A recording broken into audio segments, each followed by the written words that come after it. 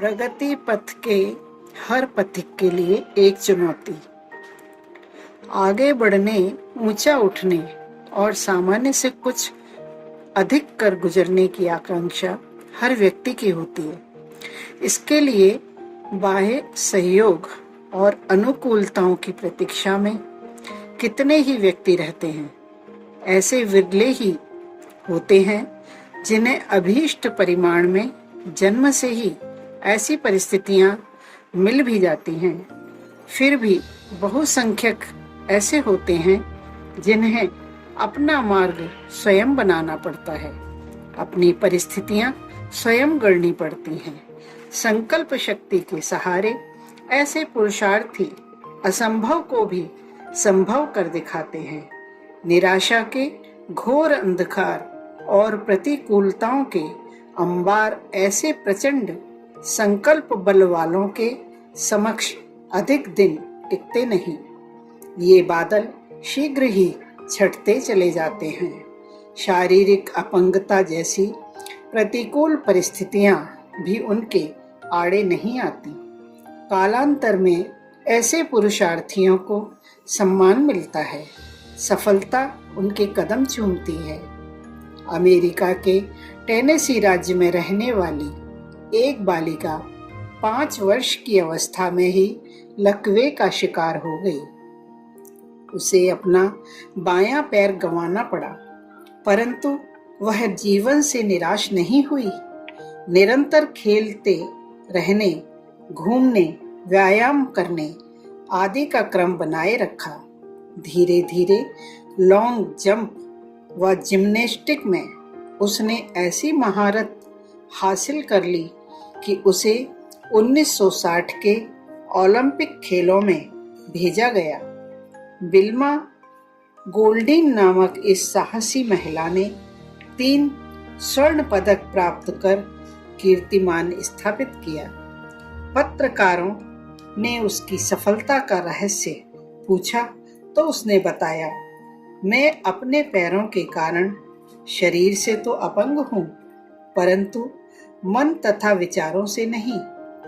मेरे संकल्प व दृढ़ इच्छा शक्ति ने ही आज मुझे यह विजयश्री दिलाई है।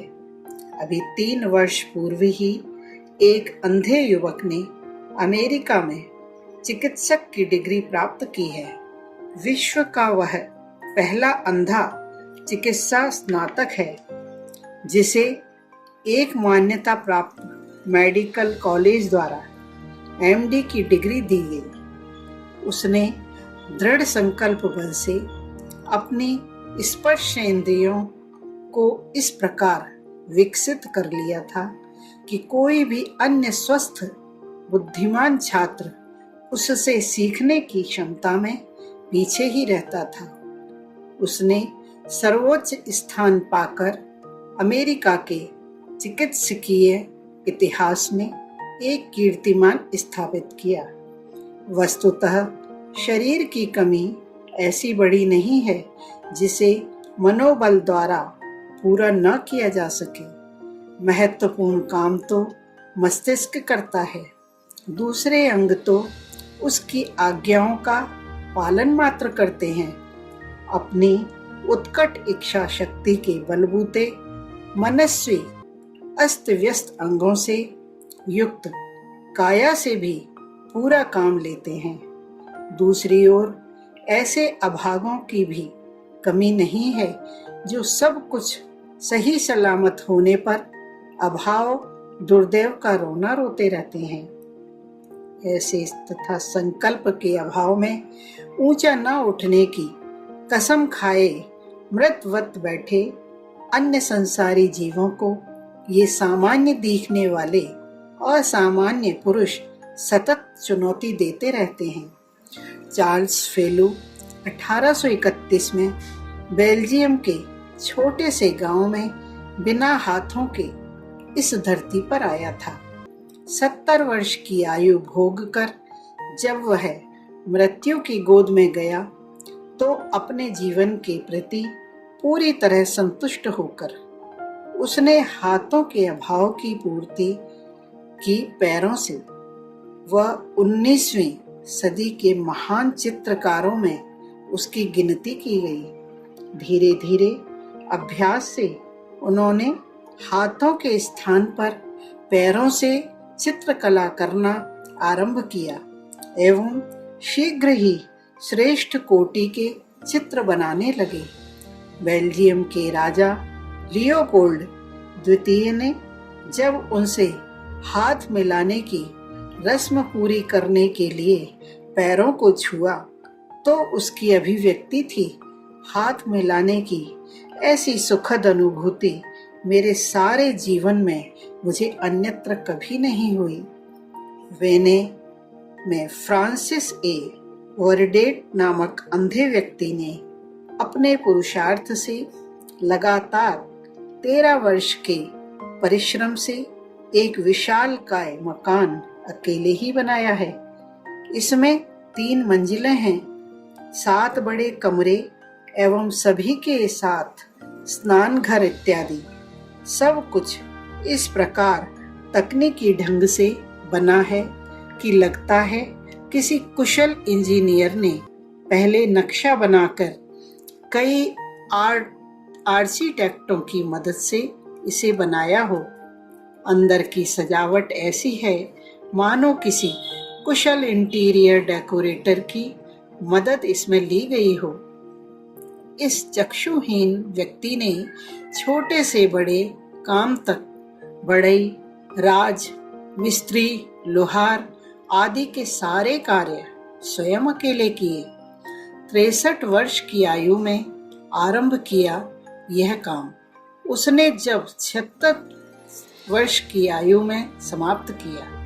तब चेहरे पर वही ताजगी थी, वही जवानी का आलम था जो 20 वर्ष के युवाओं में होता है।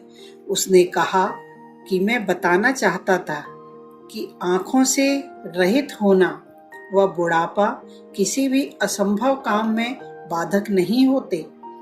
बुढ़ापे की थकान जहां अनेकों व्यक्तियों को रिटायर होने व किसी तरह जीवन काटने को कहती है, वहां वर्डेट जैसे उद्योगी तथा परिश्रमी की पुरुषार्थ परायणता एक अनोखा उदाहरण प्रस्तुत करती है। न्यूजीलैंड सरकार ने उस मकान को अपराजेय इच्छा शक्ति, धैर्य, सूझबूझ एवं जीवट की मूर्तिमान प्रदर्शनी के रूप में खुला रखा है ताकि दूसरों को उससे प्रेरणा मिले। सेबस्टियन स्पिनोला उस दिन बहुत रोया जब 11 वर्ष की आयु में एक दुर्घटना में वह घुटने के नीचे के दोनों पैर खो बैठा। देखने वालों की दृष्टि में वह दया का पात्र बन गया, पर उसने मन ही मन संकल्प किया कि वह ऐसे ही रोते रोते जीवन नहीं जिएगा। वह कहता, जब तक मेरा मस्तिष्क और हृदय मौजूद है मुझे अपंग न कहा जाए और ना ही दया की दृष्टि से देखा जाए। वह कटे पांवों को ही प्रशिक्षित करता रहा और धीरे धीरे नृत्य कला में प्रवीण पारंगत हो गया। 16वीं सदी में जन्मा यह मनस्वी फ्रेंच नृत्य एवं संगीत का पिता माना जाता है। दुर्भाग्य भी कभी सौभाग्य का द्वार खोल सकता है। इसका उदाहरण है कास्पर। वह बाल्टिक सागर के तटवर्ती एक राज्य का राजकुमार था। गच्छी के लोलुप हत्यारों ने उसके पिता को मारकर उसका बचपन में ही अपहरण कर ऐसी काल कोठरी में बंद कर दिया जहां प्रकाश नहीं था। उन्होंने सोचा था धीरे धीरे यह इसी में मर जाएगा, पर उस अंधकार में भी वह 18 वर्ष जीवित रहा। मात्र हवा खाकर एवं एक दिन अवसर पाकर वहां से भाग निकला। बवेरिया के जंगलों में भटकते भटकते वह अपनी जन्मभूमि पहुंचा, पर तब तक उसके राज्य की जनता उसे भूल चुकी थी।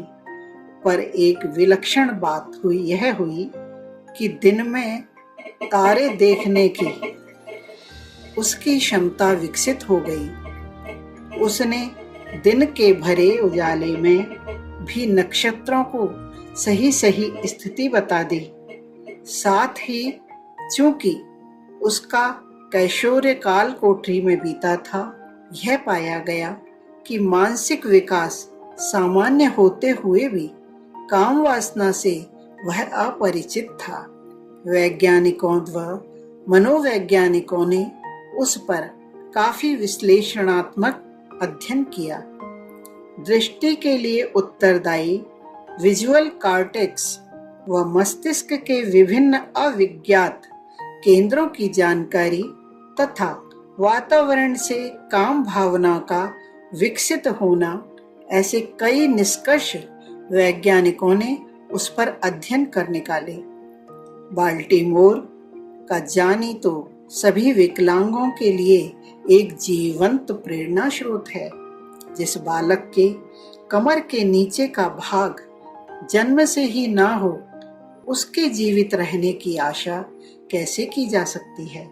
परंतु वह न केवल जीवित रहा, अपितु अपने कुशल अध्यवसाय से कीर्तिमान भी स्थापित कर गया।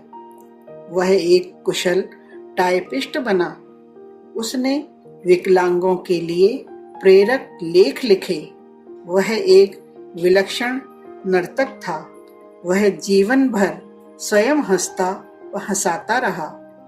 बेसबाल टेनिस, तैराकी में प्रवीणता हासिल कर उसने सिद्ध कर दिया कि मनोबल के रहते किसी भी अवयव का अभाव मानवीय प्रगति में बाधक नहीं। परिस्थितियों को दोषी ठहराने व अनुकूलताओं की ताक में बैठे रहने वाले उन व्यक्तियों को जो शरीर से समर्थ स्वस्थ हैं, उनके पुरुषार्थ को ये उदाहरण चुनौती देते हैं। साहस के रहते अपंगता भी बाधक नहीं होती। बाह्य सहायता की अपेक्षा करने के स्थान पर आत्मबल, संकल्प बल संपन्न जीवन, देव की आराधना करने को ये उदाहरण हमें सतत प्रेरित करते हैं।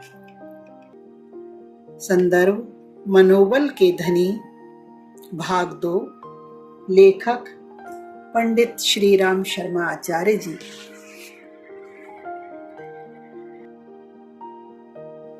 विचार क्रांति दूत YouTube चैनल को सब्सक्राइब करें एवं अगली वीडियोस प्राप्त करने के लिए बेल आइकन दबाएं। धन्यवाद।